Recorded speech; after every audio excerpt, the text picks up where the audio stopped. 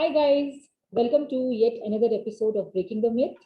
Today we are here with a very interesting topic called procrastination.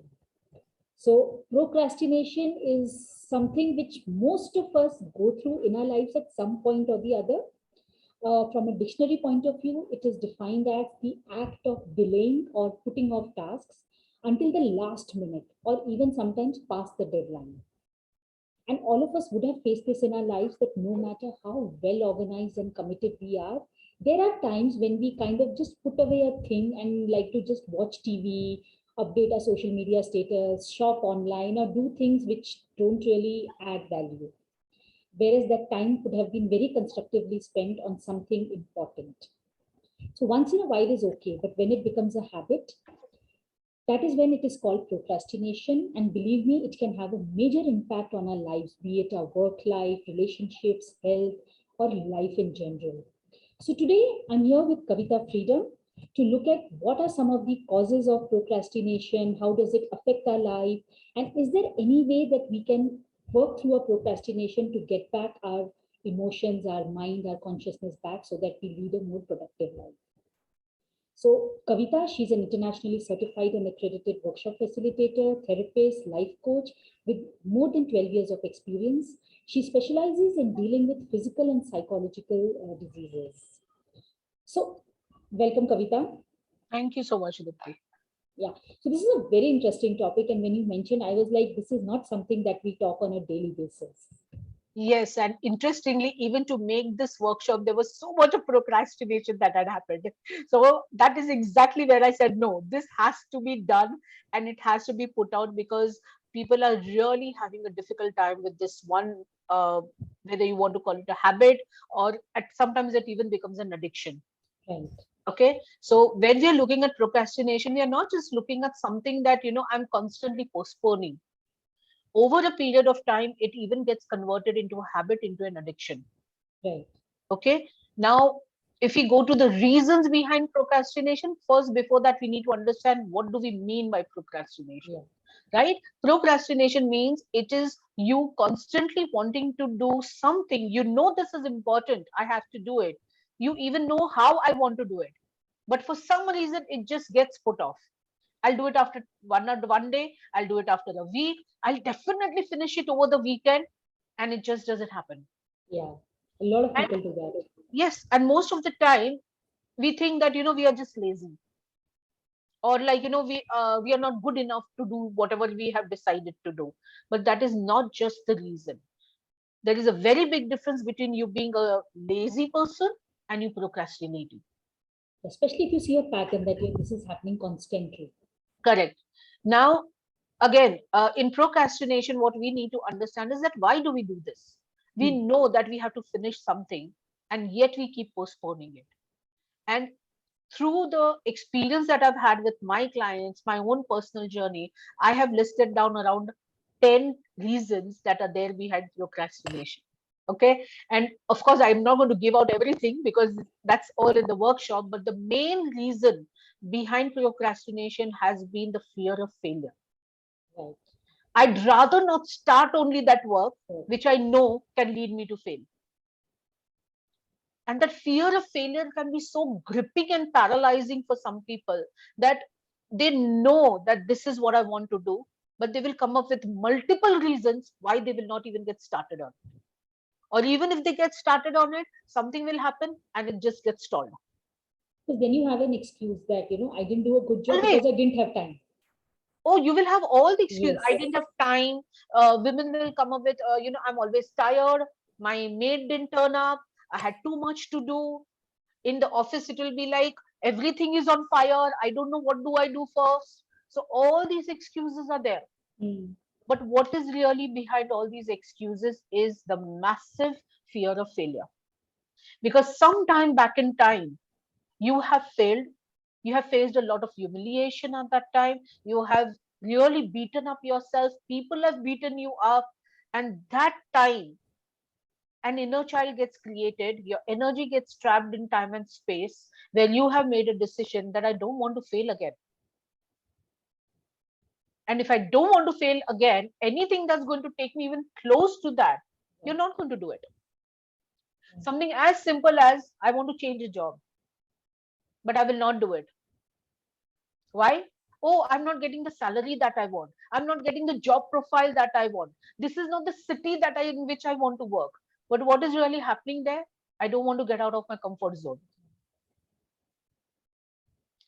It's a known enemy. Yeah. I don't want to get into unknown, uncertain space. Because known enemy is always better, no? मुझे पता है क्या आने वाला है. Exactly. You're more prepared. Yeah. Things are a little bit more in your control. But in unknown grounds, I don't know what's going to come up. And that again increases the fear of failure. So this is one of the main reasons behind procrastination. Now there are two types of procrastinations. One is passive and one is active. What is active procrastination? The people who are in active procrastination, they are those typical people who want the adrenaline rush. What does that mean?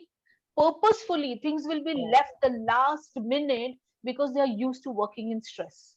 Because that makes them perform. Only when that pressure is there, their best comes out. Yeah. And then finally, what is the price you're going to pay for that pressure? Because it's For health that and adrenaline relationships. rush. So over a period of time, it starts affecting your health. It starts affecting your relationships. The first thing, Dipti, that will happen is there is a burnout. Yeah. Because when overproduction of adrenaline happens in the body, along with that cortisol is getting produced in the body, which helps you maintain your body when you are under stress. And when constantly these hormones are getting produced in your body, you go through a burnout, you go through what is called as ME, as a psychological disorder, which is mental exhaustion, and there is chronic fatigue. Yeah. How many people do we know who literally live from Friday to Friday? Yeah. And this One number is Friday increasing. goes, Saturday, Sunday is your day out. Monday starts, you're waiting for Friday. Yeah, I When don't will think my people next realize. I don't think people realize the effect of chronic fatigue on their life, on the quality of their life. it affects you everywhere. Yeah. It affects your relationships. It will affect the way you speak, conduct yourself. It will even affect your libido. Yeah. And they say that, oh, like, we are so stressed out and so things are not great between me and my partner. But what is creating that stress? We are not looking at that.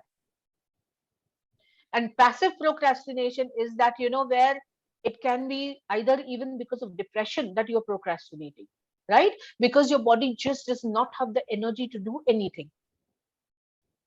It can be because of anxiety, that I become so anxious when I have to do anything, especially if it is something new. I have the fear of not wanting to do it. So this is the active procrastination. This is the passive procrastination. So tell me, a passive procrastination is where it is due to certain medical conditions. It could be anxiety, depression, OCD, ADHD. So is there something that people should look out for? If there is continuous procrastination, even in your day-to-day work, like I need to get ready on time to go to work. I need to get ready on time to go to school. And still every day you are struggling to get up on time, get ready, and then reach your destination on time. There is a pattern that you need to see, whether it is of depression, whether it is of anxiety, whether it is of panic attack, what is it over there? Because I have heard so many people say, even after sleeping for 10 hours, I'm not being able to get up in the morning. So what does that tell you? It is mental exhaustion. It's ME. It is depression. It is your body getting so fatigued because of that constant stress hormones. It just doesn't know how to relax. So it's like even when your body is sleeping, your mind is not sleeping. Your mind is not resting. So is there a difference between laziness and procrastination? 100%. So laziness, you can say, are all those couch potatoes who just don't want to do anything. You can have that very beautiful imagination in front of you. Television is going on. Somebody is lying down on that couch with a bowl of wafers in their hand. And even if the doorbell is ringing or the boil is milk, the milk is getting boiled, or anything is happening in the house, they don't get up from there. That's absolute laziness, you being a couch potato. But for people who are into procrastination, they know that they have to do this thing. They even know how I want to do it. There is a plan in their head, but they're not being able to execute it. They're not being able to implement it. The action is missing over there. Got it. So in this workshop, what we are going to do is we are going to first eliminate all the reasons that are, responsible for procrastination, and then heal those reasons and give you small action steps so that you can finish what you need to finish. So will this be Because general or will this be participant specific? they can be both. It will depend, like, how I go about in the workshop, right? Because some things will be very specific for person to person, and some things are generic. Like, for example, you will have to use a little bit of your willpower to get up in the morning. Yeah. That is also one action step. But after getting up, seeing to it that you don't go back off to sleep, that will be your next step. So that time you will need somebody to help you out, or maybe you need to come up with some action over there that you will not go back off to sleep. Right. So something as simple as that the minute you get up, go and wash your face with cold water. Then you will not go back to sleep. So that way, these small action steps have to be given, which are doable for them. Right. You cannot give them a big chunk because the big chunk is already there in front of them. So that chunk has to be broken down into bite size that they can handle and manage. Right. Right. So who do you think are ideal people who should join this workshop? I think it is great for anybody and everybody because, as you very correctly said in the beginning, we all procrastinate at some point. And I have my whole family bombarding me, slow down, you're doing too much. And yet at times I can procrastinate. Right? Yeah. And I can procrastinate. And there are, of course, the people who are already into the habit and addiction of it. So procrastination, if we are willing to look at it, we all are doing it, and we all need to get out of it because so much of your energy, your time is getting wasted in it. And thanks to our phones and our social media, one notification comes, you want to check that notification, and then for where your half an hour, 45 minutes have gone on the phone, you don't even come to know. That was going to be the next question, the impact of social media on procrastination. I already said it. Because I see that especially impacting the younger generation. Yes, as I said, friend has sent one message, you open your WhatsApp to check that one message, and from there you just keep going on to the next thing, then the next thing, then the next thing, and you don't know where your 1 hour has got wasted. And then you suddenly realize I have to prepare for my exam tomorrow. And then there is panic. And then comes the fear of failure. And then comes the procrastination. So, are there any daily tips that people can apply in their lives, let's say, to reduce something that, let's say, as soon as they watch this video, they say, okay, this is something I can start doing right now? As a daily tip, what I can tell you is that first get into understanding where you are with your procrastination. Okay. Because you first need to know where all are the places that are doing that. So start making a list of the things that are unfinished and you need to finish. And the second thing you can do over there is prioritize it. What needs to be done now? What can be done tomorrow? What can be done over a week so that it doesn't become too big for you? Right. Right? You can then look at it and say, okay, this is manageable. Today, I just have to do so much. Let me start over there. So it just gives you a little breathing space. Yeah. So at least this is one place where you can start. Yeah. I think one more thing that I've seen my daughter do it is that before her exam, she actually deactivates all her social media accounts. Okay. So that helps her to focus because she has realized that once she gets on the social media, like you said, when 1 minute converts into 1 hour, she doesn't realize. So what she has started doing is she started deactivating like couple of weeks before her exams. Well, I must congratulate your daughter for being able to do that because today getting anybody off social media, forget kids and teenagers, even adults. Yeah. It's a challenge in itself. Yeah. So that's a tip if people want to follow because that has worked well for her. And if you have to get up, let's say every day at 7 o'clock in the morning, Another suggestion I always give to everybody is get up half an hour early. Why half an hour early? That you don't start your day with panic. Right. That I've already got late. Now what do I do? How do I, reach on time and all that? So give yourself that half an hour in the morning where you can relax. You start your day on a good note. You do the right things in the morning. Right. Even if it is, just sitting with your family and having a Yeah. good cup of tea or having a small conversation, it just puts the right note to your day. True.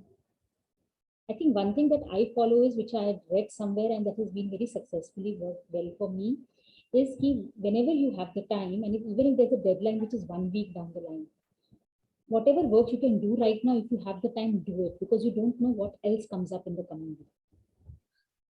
In that case, I would change it a little bit and say here, what can be done now? Finish it.